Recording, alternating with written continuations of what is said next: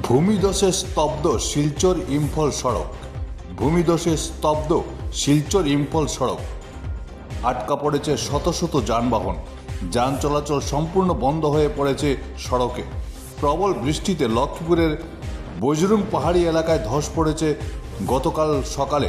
যুদ্ধকালীন তৎপরতায় ধস সারানোর কাজ চলছে। Bureau report Barak vision.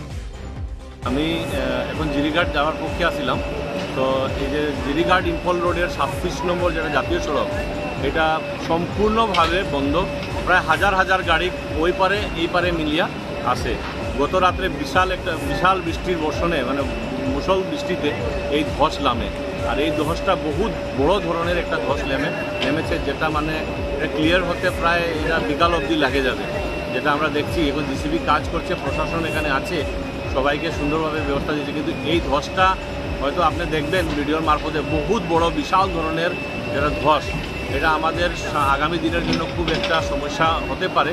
তার জন্য আমি এটার জন্য মাননীয় মুখ্যমন্ত্রী তথা আমাদের মন্ত্রী লক্ষ্মীপুরের বিধায়ক, আর এটার জন্য আমি NHI DCL-এর একটা বিহিত ব্যবস্থা নেওয়ার জন্য অনুরোধ রাখব।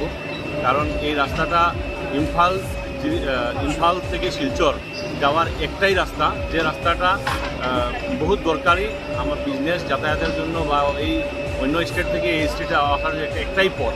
আর এই পথটা এখন গুরুতরভাবে খুব বিশাল ধসের মাধ্যমে নষ্ট হয়েছে।